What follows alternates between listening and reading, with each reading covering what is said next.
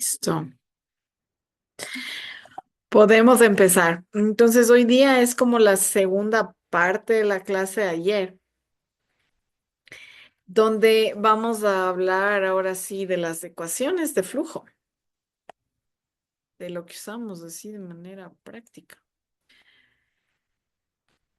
Normalmente el análisis se lo hace cuando nosotros logramos entender lo que ocurre físicamente en el sistema, ¿ya? La mayoría de cosas que nosotros hacemos, tanto en hidrología como en hidrogeología, tienen base física, son procesos físicos que de ley nosotros tenemos que tratar de aterrizarlos.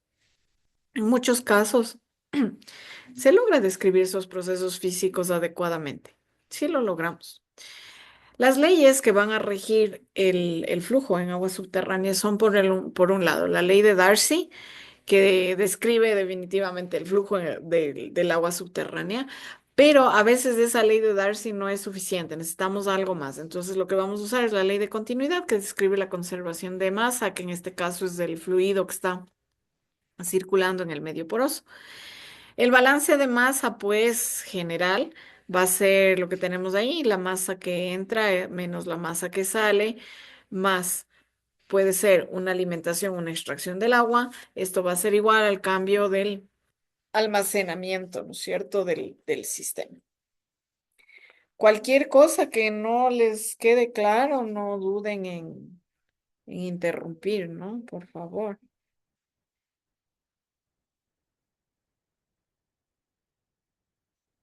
Ok, entonces, vamos a trabajar para tratar de traducir esta ecuación en lo que les decía, en un proceso físico. Vamos a trabajar con un volumen, un cubo de control, ¿ok?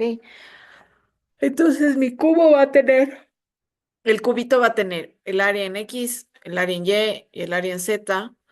Y obviamente si está ingresando el agua en este sentido, yo voy a tener variaciones igual en todos estos sentidos, ¿no es cierto? En X, en Y y en Z. Hemos hablado que para nuestros análisis de manera general vamos a tratar de mantener esta idea de que nuestro flujo es permanente. Decir que no cambia con el tiempo, ¿no es cierto? Ya.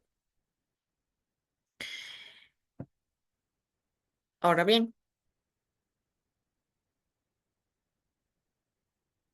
yo mm,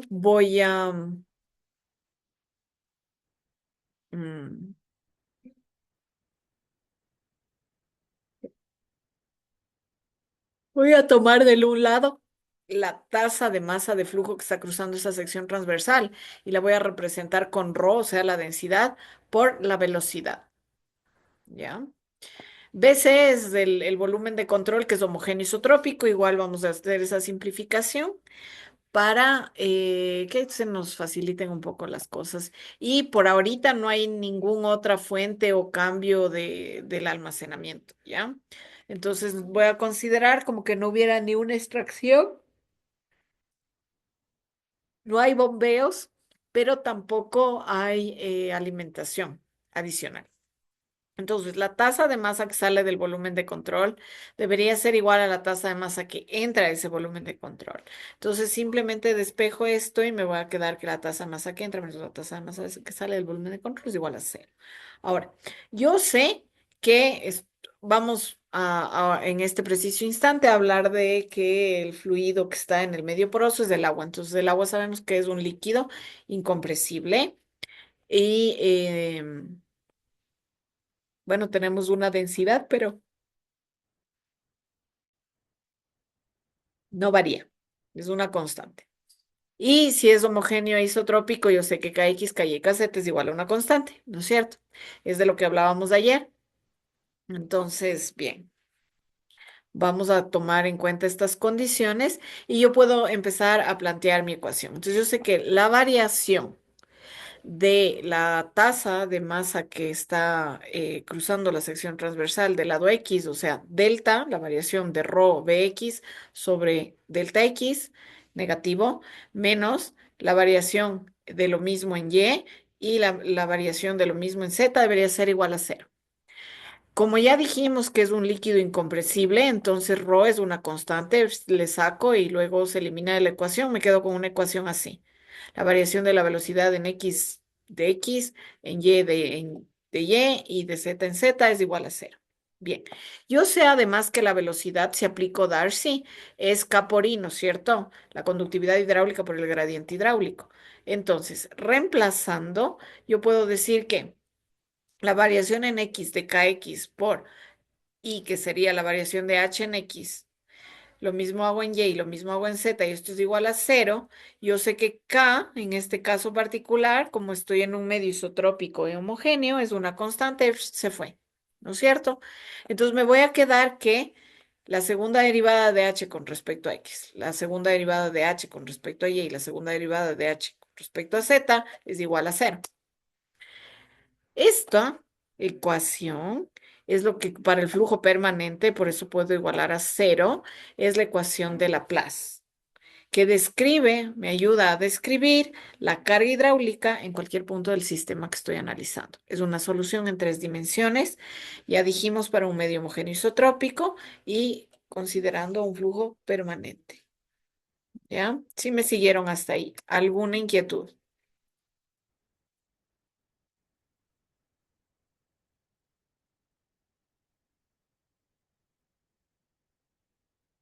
Como que todo está clarísimo. Ok. Ahora, vamos a simplificar todavía más nuestro problema y vamos a suponer que yo tengo un flujo permanente y lo voy a aplicar en una sola dimensión. Además, está en un acuífero confinado. Entonces, la solución de la ecuación de Laplace para una dimensión, que se la conoce como la ecuación 3D reducida, va a ser en X, ¿ya? Entonces, la segunda derivada de H con respecto a X es igual a cero. Esto me va a permitir, como les decía hace un ratito, calcular la carga hidráulica en cualquier punto del sistema que estoy analizando. Va a ser una solución en una sola dimensión. De nuevo, voy a suponer que estoy en un medio homogéneo isotrópico y que estoy en un flujo permanente. Entonces, ¿qué sistema es el que estoy manejando? Vamos a suponer que esta es mi muestra de suelo, solo lo que está aquí en el rectángulo. Esta partecita, yo conozco el espesor, tiene un espesor M. K va a ser una constante, ¿ok? El flujo parte desde este punto cero hasta L. Sí, tengo un tanque alimentador de una carga igual a H1 y a la salida tengo la carga H2. Ok, entonces, asumimos,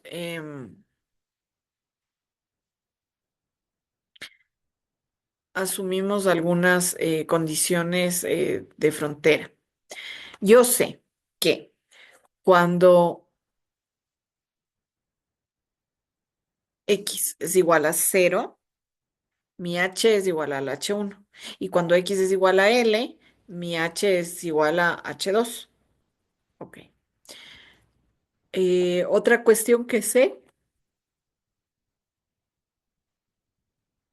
es que, bueno, aquí no hago am, la deducción de esto.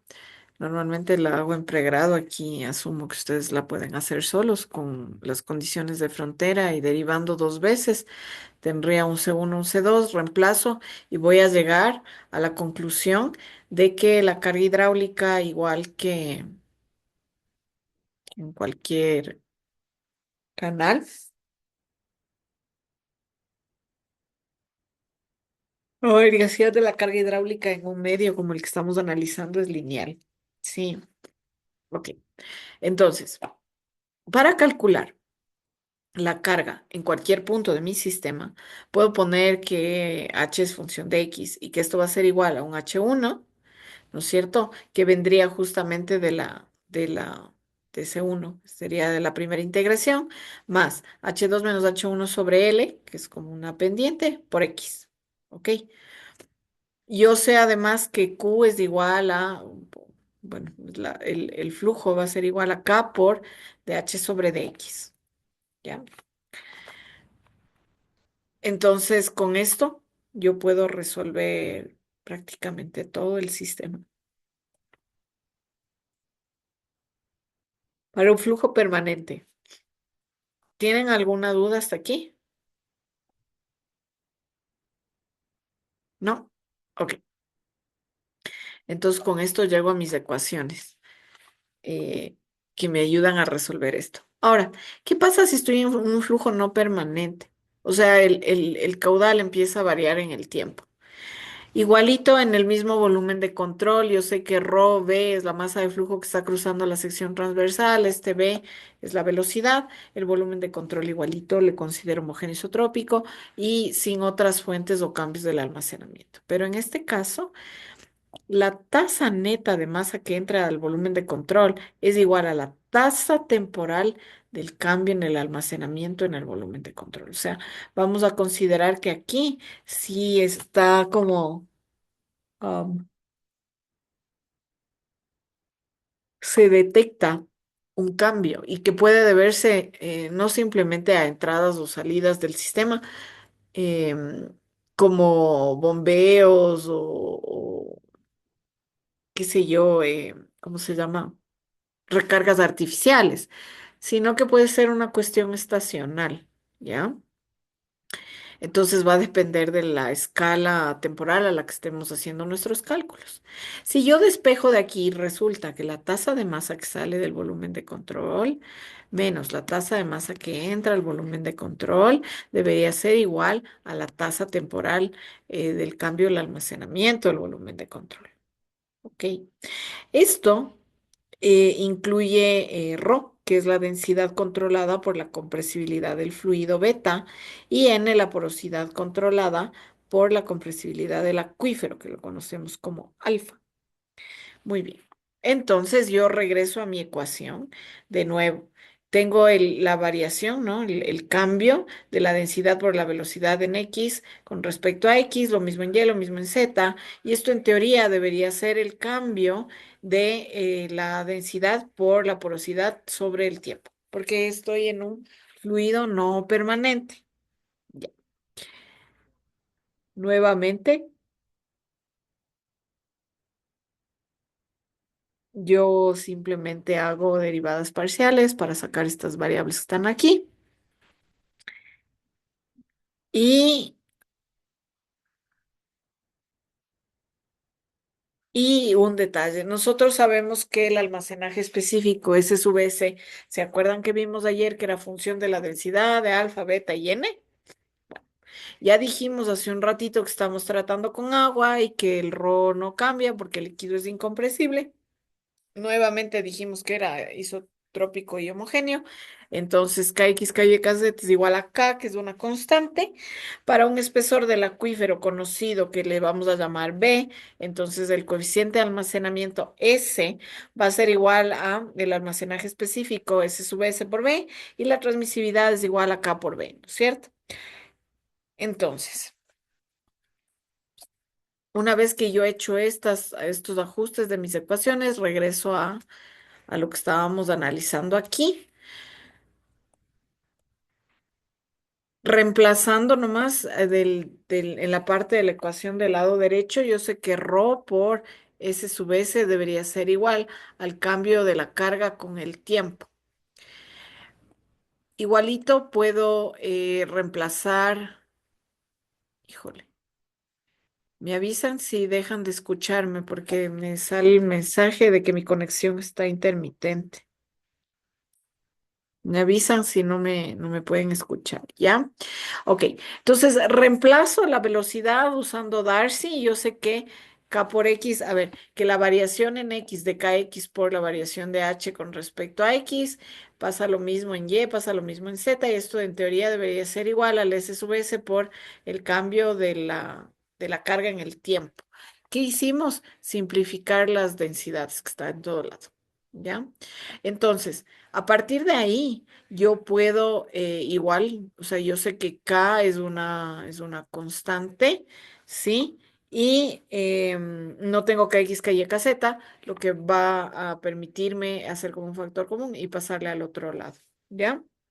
Entonces me quedo con la ecuación que dice que la segunda derivada de h con respecto a x, a y y a z va a ser igual al almacenaje específico sobre k por el cambio de la carga en el tiempo. Esta está encerradita aquí, se conoce como la ecuación de difusión y para resolverla necesito datos como la densidad, alfa, beta, k y n. ¿Ok?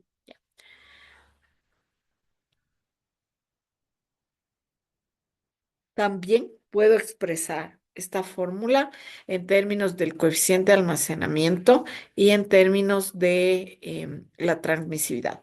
Entonces, simplemente reemplazando con esta formulita las variables que están de este lado y ya, eso es todo. ¿Ok? Listo. Entonces, de esta manera creo que tenemos todas las ecuaciones o la buena mayoría de las ecuaciones del flujo de agua subterránea. No sé si tengan hasta ahí alguna pregunta.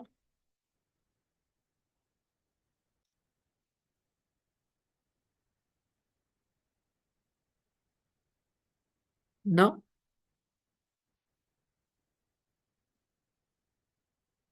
Ok, no me pregunta.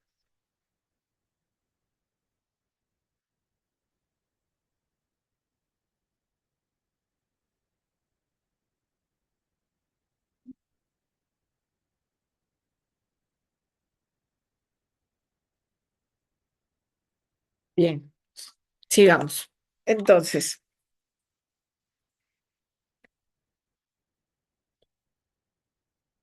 vamos a hablar un poquito sobre los problemas de los valores en la frontera. Normalmente nosotros definimos estas condiciones de frontera o los valores en la frontera, como le quieran llamar, cuando estamos tratando de hacer un modelo matemático. La técnica para hacer este análisis tiene cuatro pasos. Primerito y antes que nada, yo necesito hacer una examinación física del problema. Sí, necesito entender al menos lo que pude observar de lo que está ocurriendo físicamente en la cuenca, ¿ya? Luego vamos a reemplazar ese problema físico por un problema matemático. Una vez que he reconocido la ecuación física que puede ser aplicada, pues luego lo resuelvo y vamos tratando de descifrar estos problemas que siempre hay en las zonas de estudio, ¿no? El tercer paso es resolver el problema matemático, que normalmente ya es un modelo que estamos aplicando y que dependiendo del tamaño, la cantidad de datos y etcétera, pues puede ser resuelto. Y luego tenemos que hacer la interpretación de resultados, eso siempre es básico, nosotros sabemos. Para definir el problema, en cambio, yo necesito conocer el tamaño y la forma de la región, las ecuaciones de flujo en la región, condiciones de borde, límites en la región. Entonces, de eso toca trabajar mucho, despacito y prestando atención. Y condiciones iniciales en la región, distribución espacial de los parámetros hidrogeológicos o hidrológicos y también el método de la solución numérica. Eso es lo que necesitamos ya al final y es básico decir el modelo que están usando, ¿ya?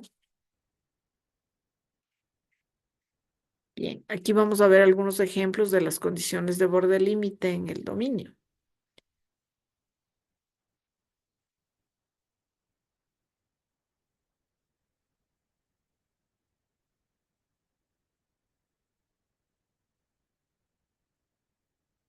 Bien,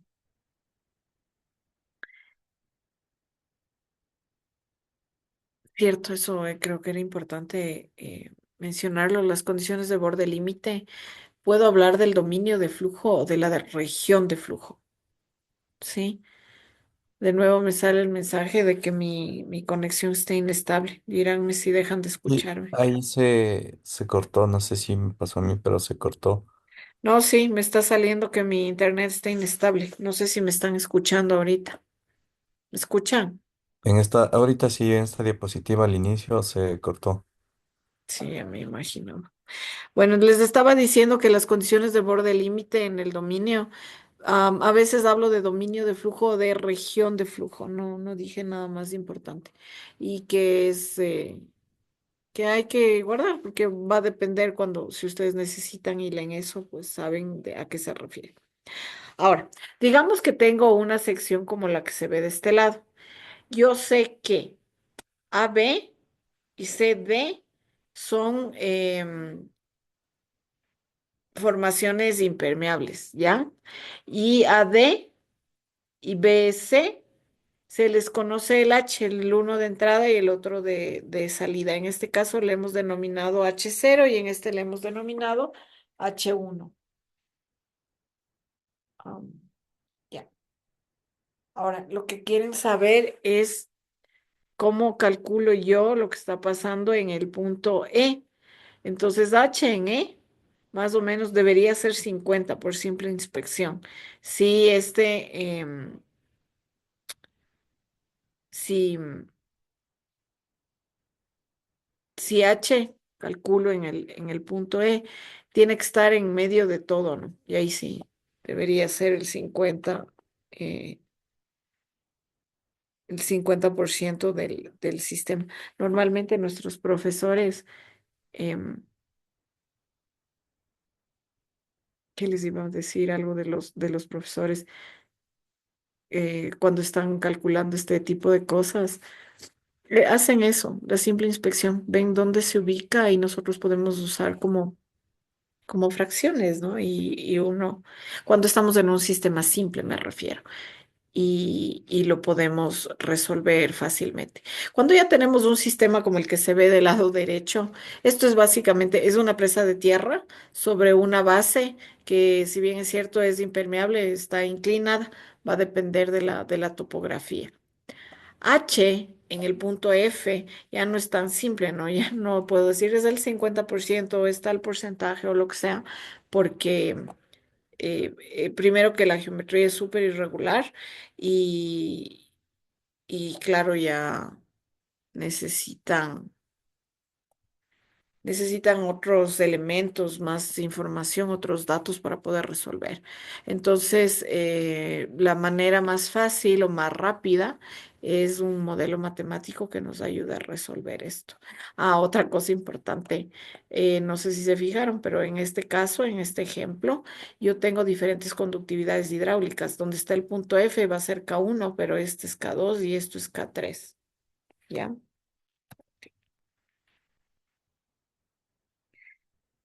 Tomemos en cuenta que estos modelos matemáticos, bueno, vamos a necesitar adoptar métodos de solución. Entonces, cuando estamos en una sola dimensión, las soluciones analíticas, ¿dónde está eso? Aquí está si ven que aquí dice HG, SHG, que explico después, mejor les digo de una vez. S es solo para condiciones de flujo permanente. H solo para acuíferos homogéneos y G es solo para geometrías simples, ¿ya? Entonces, cuando estoy hablando de un modelo numérico en una dimensión, puedo aplicar las soluciones analíticas siempre y cuando el suelo sea homogéneo isotrópico y que además tengamos una geometría relativamente simple. ¿Ya? En dos dimensiones, estas soluciones analíticas tienen algunas partes. Primero, la integración directa de las ecuaciones diferenciales. Todo trabajamos así, pero en este caso, idealmente, em, necesitamos que estemos en flujo permanente, que sea un acuífero homogéneo y que además la geometría no sea tan compleja, ¿ya? También podemos usar un método que se llama el método de los fragmentos, que es súper útil, muy sencillito. Este estaría más bien para em, cuando estemos en flujo permanente, por un lado, pero también necesitamos esto de que sea homogéneo, isotrópico y de geometrías simples. Ay, perdón, de geometrías simples. El método de los fragmentos sí nos ayuda en geometrías, no voy a decir complejas, pero ya un poquito más complicadas, porque justamente este método nos permite ir particionando el dominio de flujo y resolviéndolo como por partes que se haga más fácil, ¿ya? También hay el método de superposición, pero igual necesitamos que todo sea homogéneo, isotrópico, fácil, maravilloso, geometrías simples y en estado permanente. Sí, o sea, sí se puede, pero em, de repente es más fácil hacer em, el método de fragmentos o incluso sabiendo, conociendo, podemos usar las ecuaciones diferenciales. Esa parte no es tan simple, pero siempre hay como simplificar, ¿no? Otras formas en dos dimensiones que nos permiten solucionar este tema o sea, del aplicar las ecuaciones en el medio, puede ser métodos gráficos como las redes de flujo o métodos numéricos, como les decía un ratito. En tres dimensiones yo necesito métodos numéricos definitivamente, si no se vuelve súper engorroso, súper duro, cuesta arriba. Entonces, entre los métodos numéricos puedo pensar en diferencias mutuas, eh, volúmenes finitos y elementos finitos, ¿ya? Y ya les cuento, pues ahí está el desglose que estábamos haciendo hace un ratito. ¿Hasta ahí tienen alguna inquietud?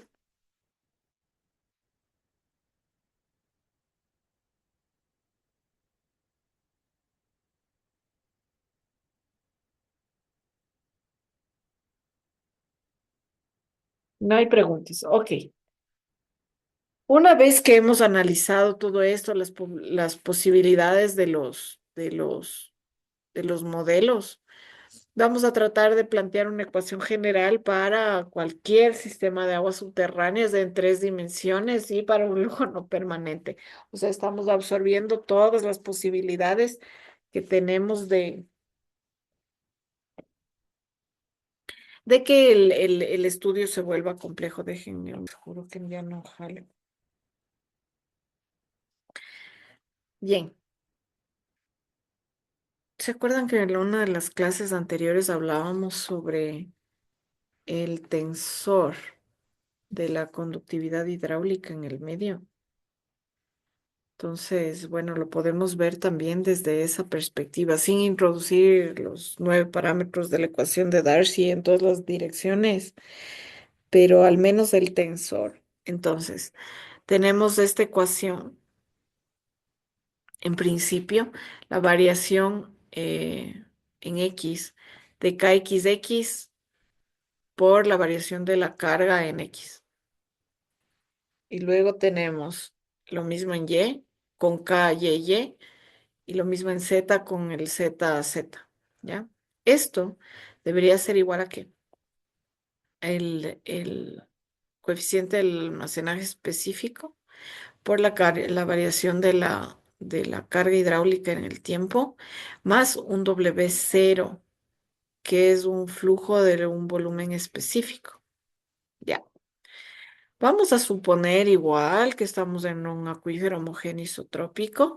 Entonces, K puedo simplificarle y pasarle al otro lado. Me voy a quedar con las derivadas de segundo orden, la segunda derivada de h con respecto a x de y a z, y esto va a ser igual al coeficiente de almacenaje específico sobre k por la variación de la altura en el tiempo, más, o sea, acá le pasé a dividir este lado, ¿no? Entonces, este W0, que es el volumen, el volumen de flujo específico, también va a estar dividido para acá. Bien, entonces hasta ahí tenemos nuestra ecuación. Detalle. Aquí les están haciendo acuerdo, este cuadrito me parecía importante, porque la carga hidráulica total es igual a la carga de presión que podríamos decir que es igual a la presión sobre ρg más Z, ¿no es cierto? Esta es la carga pisométrica, digamos. Y ya, eso sería por un lado el almacenaje específico, la conductividad hidráulica. Y este W0, eh, ya dijimos que es el volumen de flujo específico, pero este va a representar justo lo que tengamos una alimentación o al contrario tenemos alguna extracción Sí, alguna extracción o alguna alimentación. Este W0 me va a permitir representar eso en la ecuación. Entonces, digamos que si hubiera una fuente, ¿sí? Vamos a considerar que es una recarga del acuífero y esto tiene que ser inferior a cero. Y al contrario, si es una extracción, si me están sacando agua del acuífero, ese W0 es mayor a cero. Entonces, en la ecuación que vamos a usar cuando estamos en un estado no permanente en tres dimensiones, podría reducirse a dos dimensiones e incluso a un D, aplicando conceptos prácticos como los que vemos ahí. Entonces, nos habíamos quedado en esta parte. Si esta ecuación de aquí, la primerita, yo la aplico para un flujo en una sola dimensión. No, perdón. Espérense. Ya, esta la habíamos dicho, ¿no? Entonces, ahora sí, voy a hacer una simplificación de supuestos para poder aplicar esta ecuación enorme, porque no siempre tengo todos los datos, ¿no es cierto? Entonces necesito considerar, digamos, cómo está mi sistema y siempre la cantidad de información que tengo para ver qué puedo aplicar. Entonces, la ecuación esta. Para el estado no permanente en tres dimensiones puedo reducirse sea a dos dimensiones o incluso hasta una dimensión aplicando algunos conceptos prácticos. Entonces, la simplificación que voy a hacer en el primer caso es la ecuación de flujo en en un plano vertical, o sea, BY es igual a cero. Y voy a entonces aplicar solamente lo que está en el plano X y en el plano Z. Igual no es la variación de kxx por dh sobre dx de dx. Y este sería en z. Y esto sería igual, denme un ratito y ya.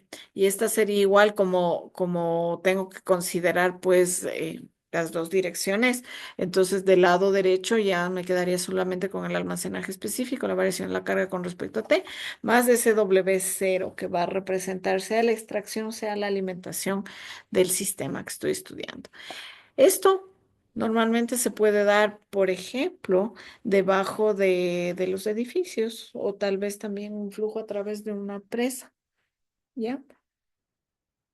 Otra simplificación. Puedo tener un flujo en cambio en el plano horizontal, o sea, el BZ es igual a cero. En este caso es bien parecido al caso anterior, pero toma en cuenta la variación de K, por ejemplo, en X, en Y. Y esto también me obliga a pasar K ya no ya no está en el lado derecho de la ecuación. Este flujo, esta ecuación, se puede aplicar para un flujo de agua subterránea regional, por ejemplo. ¿Ya? Y el último, que es la simplificación en uno d. O sea, yo puedo decir que BY y BZ son igual a cero y voy a trabajar solamente la variación en X, tanto de K con con la carga. um, ¿Qué es lo que aplico? ¿Ya? Ok. En este caso, igual, por favor, no se olvidarán, el W0 es importante porque nos permite tomar en cuenta otros elementos. Pero cada variable que tenemos en las ecuaciones, acuérdense que también es una forma de adquisición, o sea, necesitaríamos adquirir los datos para poder aplicarlo. Bien, ¿hasta ahí alguna inquietud?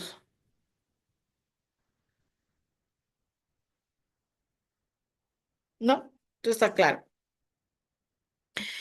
Entonces vamos a hablar sobre la clasificación hidráulica de acuíferos, que un poquito ya hablamos la clase anterior. Yo voy a hacer un repaso porque en este momento vamos a hablar también sobre las ecuaciones que van a regir estos acuíferos. Entonces, en principio tengo el acuífero confinado, es aquel que tiene una capa confinante en la parte superior. Tengo el acuífero principal de un espesor conocido. ¿Ya? En este caso tenemos aquí en el ejemplo tenemos unos pozos. Este pozo, por ejemplo, capta el acuífero, pero como es confinado, el nivel del agua sobrepasa el nivel acuífero normal. Ay, si tengo un acuífero semiconfinado. Lo que yo tengo es mi acuífero principal de un espesor conocido. Tengo una capa em, semiconfinada, una capa drenante que está sobre y haciendo mi acuífero principal. Y encima de eso ya tengo prácticamente un acuífero libre, un acuífero que está conectado o puede ser suelo, no necesariamente es otro acuífero, sino suelo, que está recibiendo el nivel piezométrico, ¿no? del sistema semiconfinado, que decíamos que una de las características interesantes es que el nivel sobrepasa ambas capas, ¿ya? Muy bien. Y por último tenemos el acuífero libre, donde tenemos el sistema, ¿sí? Con un espesor cualquiera de la formación geológica, pero lo que a mí me interesa es H, que va a ser la variación del nivel freático y que este acuífero además está totalmente conectado con la atmósfera. Cuando llueve podemos tener una recarga, ¿ya? Bien.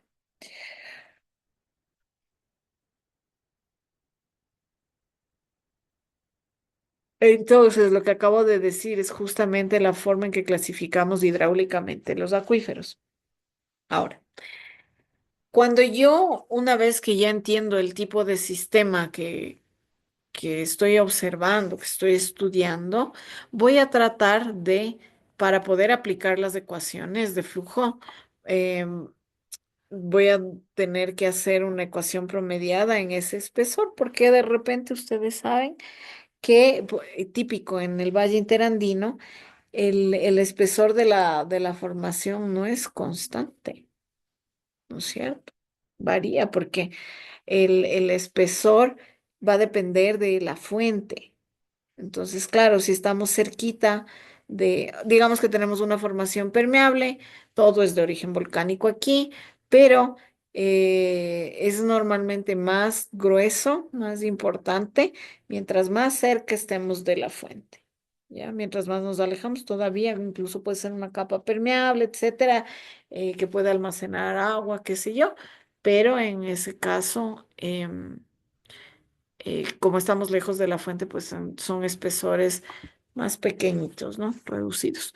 Normalmente, siempre, digamos, las ecuaciones estas van a considerar un flujo horizontal.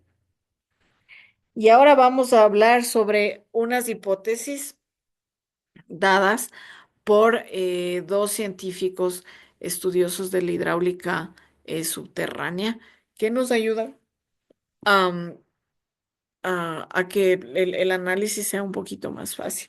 Tenemos los supuestos de Dupuy y Forchheimer, que dicen que, por un lado, la carga hidráulica H es independiente del espesor este de la formación, ¿ya?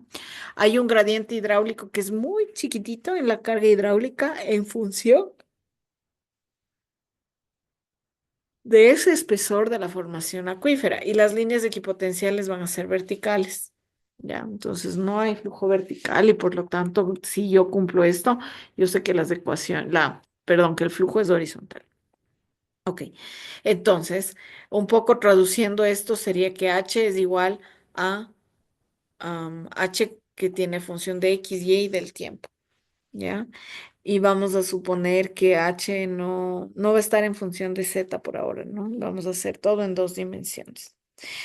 Ya, si yo asumo y recojo y adopto estos supuestos de Dupuy y Forchheimer, voy a saber que la componente vertical del flujo de Darcy es despreciable, por un lado, y por otro que el componente horizontal del flujo, cuando estoy aplicando una ley de Darcy, no va a depender de la profundidad. Eso es importante y estas dos ideas salen a partir de la aplicación del trabajo de Dupuy y Forchheimer. Entonces, el supuesto de Dupuy y Forchheimer se repite aquí y me parece importante, yo también voy a repetir, la carga hidráulica H es independiente del espesor de la formación y hay un gradiente muy chiquitito en la carga hidráulica como función de ese espesor, por lo tanto, estoy volviendo a ver esto de que la componente vertical del flujo cuando aplico la ley de Darcy no la tomo en cuenta, o también de que el componente vertical del flujo no depende de la profundidad. Ok, entonces... Para que se cumpla esta condición de que no es función de z, en realidad lo que estoy diciendo es que el caudal que se está generando en la dirección z es muy pequeñito, chiquitito, comparado con lo que ocurre en x y y. Bien, ahora. Más allá de eso, si yo aplico los supuestos de Dupuy-Forchheimer, ¿qué pasa? ¿Cómo se simplifica? Yo les decía hace 2 segundos, todo en hidrogeología son procesos físicos, entonces vamos a tratar de aterrizar estas ideas. Normalmente yo debería tener una cosa así. Si tengo un acuífero, ¿no es cierto? Tengo una recarga aquí, voy a tener en el sitio donde el flujo ya se vuelve meramente horizontal estas variaciones, ¿ok? Entonces va a tener como esta forma en curva en la recarga y lo mismo a la salida. Pero si yo aplico estos supuestos, mi acuífero se convierte en algo así. Voy a considerar el ingreso al acuífero, sí, pero es como que tuviera una sola entrada. Y aquí mi flujo es horizontal. Todo lo que dice aquí es horizontal, por lo tanto los equipotenciales son verticales y voy a tener una carga de salida. Entonces, si quiero promediar el espesor, ¿qué va a pasar? Yo voy a tener, por ejemplo, una conductividad hidráulica promedio dentro del espesor de la formación que estoy analizando. Voy a tener un coeficiente de almacenaje específico, igual que puede variar así como se ve en las curvas, en el acuífero. Y también voy a tener que tomar en cuenta, sea una alimentación, sea una extracción de, del acuífero, ¿sí? Que está sufriendo ese acuífero. Esta pues va a ser más o menos perceptible dependiendo de la profundidad a la que estemos. Entonces igual nos toca como promediar, ¿ok? En este caso particular. ¿Hasta ahí tienen alguna inquietud?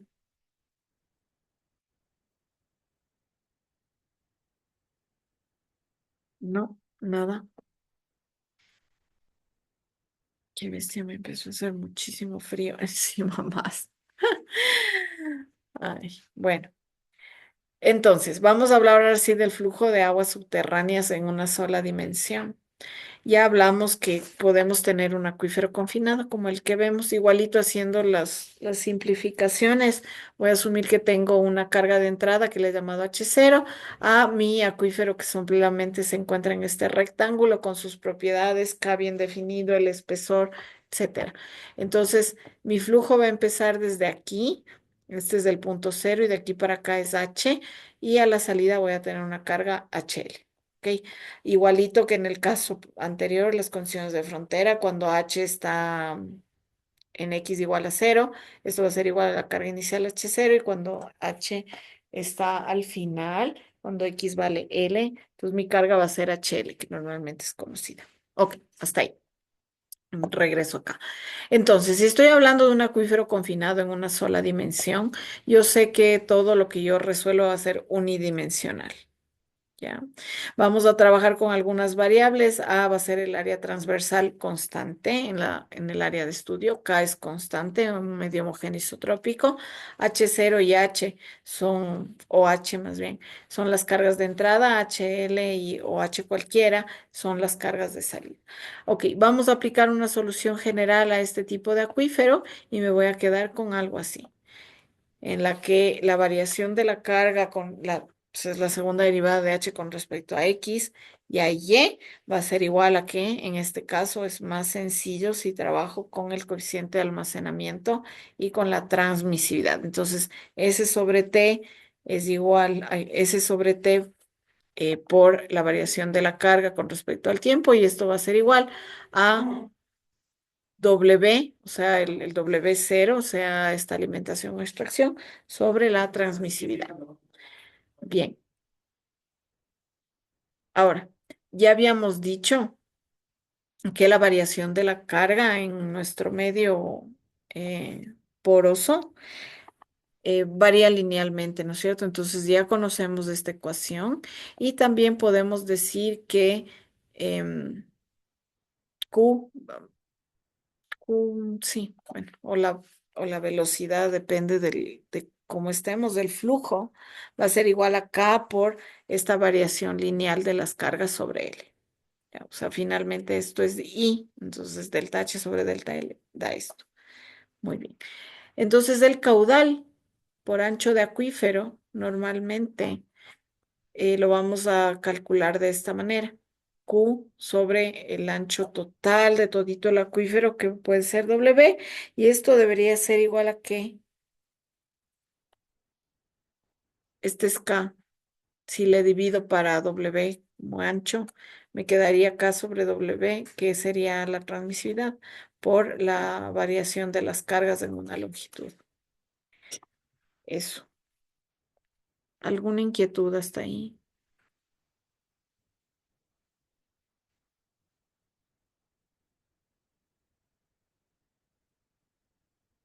No. Bueno, cuando la apliquemos las fórmulas ahí nos vamos a dar cuenta.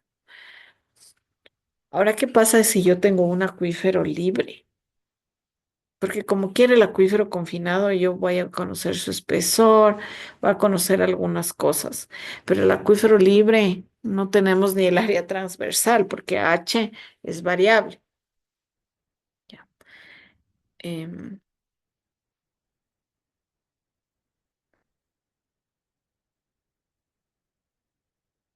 Bien. Entonces, en el acuífero libre yo voy a tener primerito un- vamos a suponer que tengo una alimentación, ya que está lloviendo y se está infiltrando. En ese caso, esta alimentación, esta infiltración, yo le llamo N mayúscula. ¿Ok? Para caracterizar mi acuífero, yo tengo que definir dos secciones transversales. Tengo la sección uno, y la sección 2 separadas por una distancia que le he llamado delta X. De todas maneras, el tipo de acuífero que sea, igual va a tener que ser definido este valor de K de la conductividad hidráulica. El espesor de la formación le puedo llamar M, pero acá necesito el espesor mojado, ¿ya? Mi flujo está viniendo desde acá de forma horizontal y ese caudal en función de X, cuando pase la sección de control uno, pues bien, aquí va a haber agua que se puede ir llevando, ¿sí? Que altera su equilibrio, por lo tanto, va a ser ahora igual a Q con respecto a X más delta X, ¿sí? La salida. Un resumen chiquito para considerar, no, espérense, el resumen al final. Entonces, yo voy a aplicar la ecuación donde dice que, o sea, ya simplificado, resuelto, digamos, este. Eso está resuelto. Tengo que integrar dos veces. Entonces, H al cuadrado, o sea, la carga hidráulica al cuadrado va a ser igual a qué? A la infiltración sobre la conductividad hidráulica por X al cuadrado más C1 de X y más C2. ¿Ya? Entonces, esto también podríamos, si vimos en todo lado que yo podía plantear estas ecuaciones, bueno. Voy a tener, aquí están las constantes de integración, C1 de X y más C2, y esta sería como mi ecuación. Para resolver C1 y C2 necesito conocer las condiciones de frontera y me voy a quedar con algo, em,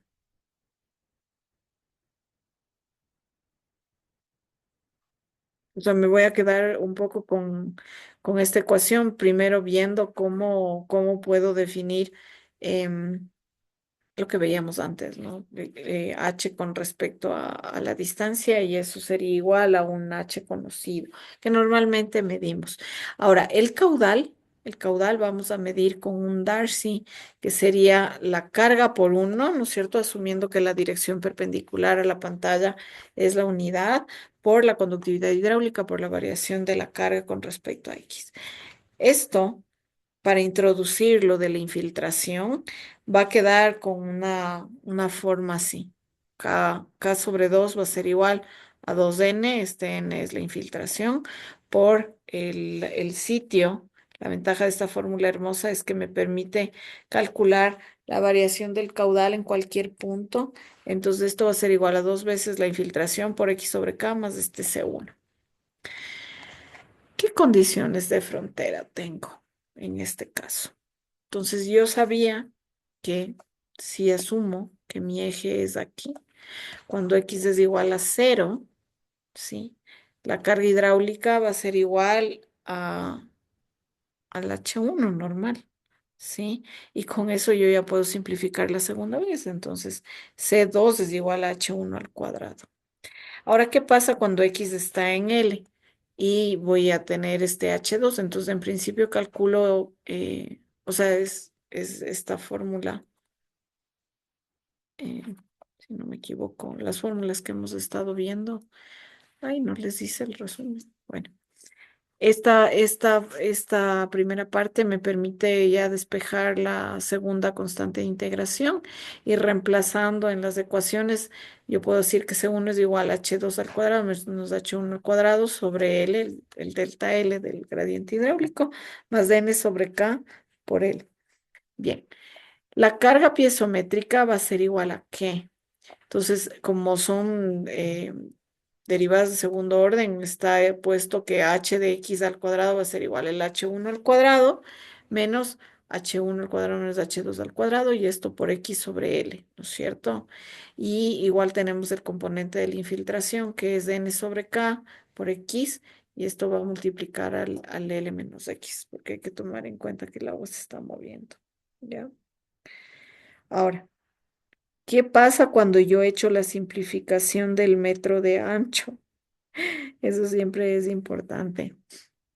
Entonces, en este caso, la ecuación, que ya está definida de alguna manera en todo lo que hemos hecho, va a ser igual a que acá por la variación h1 menos h2, ambos elevado al cuadrado sobre L.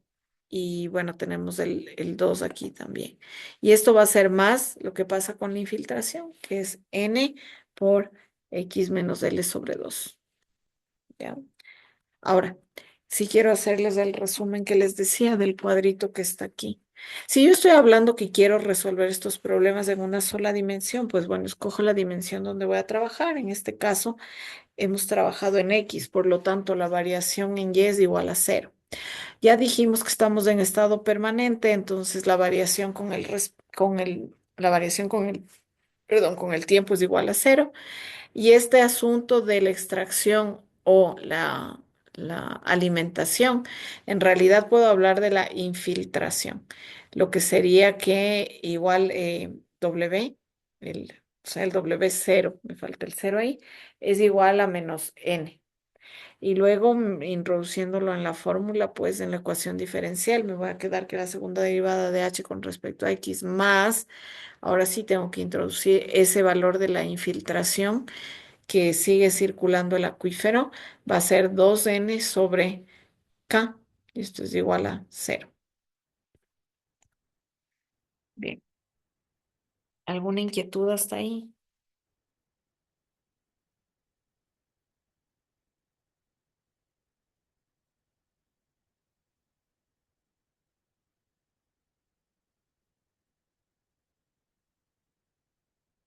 Bien, no hay pregunta.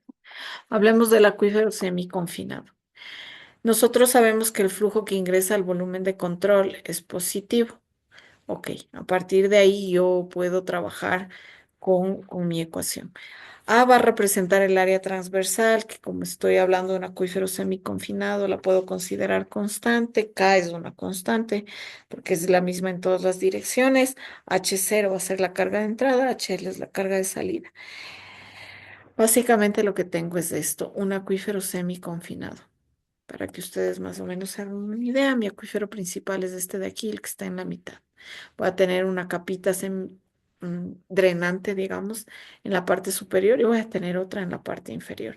Entonces, estas flechas me están indicando que no es que hay una desconexión hidráulica, normalmente el aporte es constante, pero es pequeñito y que, bueno, llega un rato en que en realidad uno puede medir. Entonces voy a tener el espesor M, conozco K, ¿no es cierto? Y voy a tener que en ambas capas que están confinando el estrato, voy a tener un K, un ancho de A, un KH, de un ancho de H o de B, como le quieran llamar. Voy a tener estos caudales de alimentación que le voy a llamar QI por A, para saber qué es de la capa de arriba, y QI B para saber qué es de la capa de abajo. ¿Ya?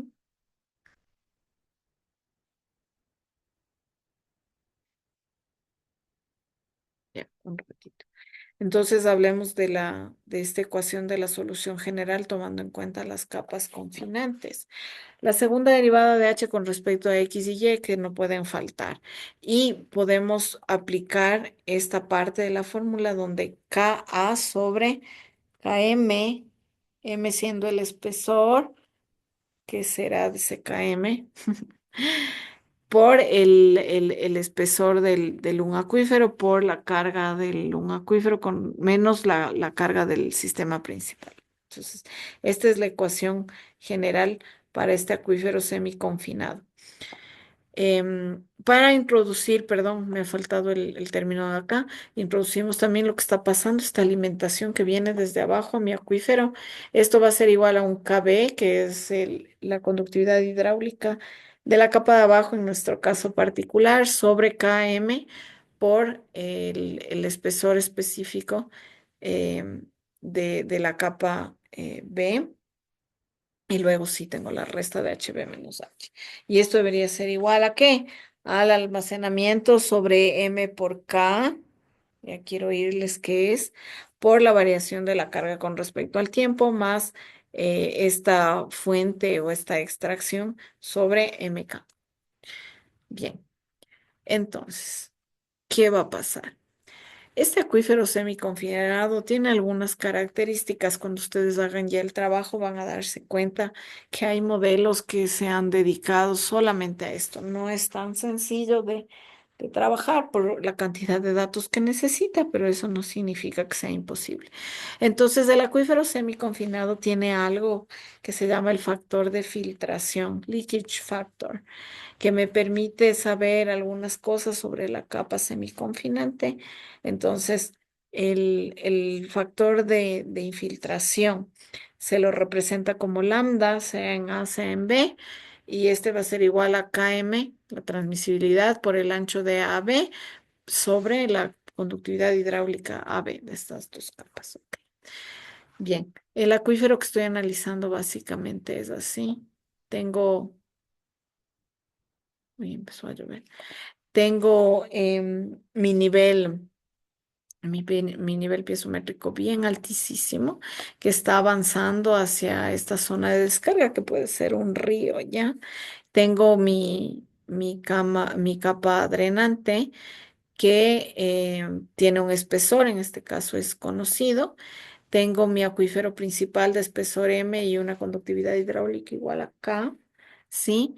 Y el acuífero está circulando para acá, ¿ya? Bien. Aquí también yo puedo definir la variación de la carga, si bien es cierto, no entraría en mi acuífero si estoy considerando que es semi-confinado, pero va a tener una variación de carga de esta forma, digamos, ¿ya? Bien, me regreso entonces a mi factor de filtración. Y yo sé que la solución de este tipo de acuíferos se hace así, o sea, la variación de la carga es del H1 menos H2 por el número E elevado a X a la lambda A. Am, esta fórmula sale pues de todo lo que acabamos de ver hasta ahorita, de esta irregularidad de repente de las formaciones geológicas. Bueno, aquí se la puede tomar en cuenta. El flujo va a estar dividido K por I, y esta primera derivada de H con respecto a X, pues va a tener una solución donde la velocidad va a ser igual a K por el H1 menos H2 sobre este lambda 1.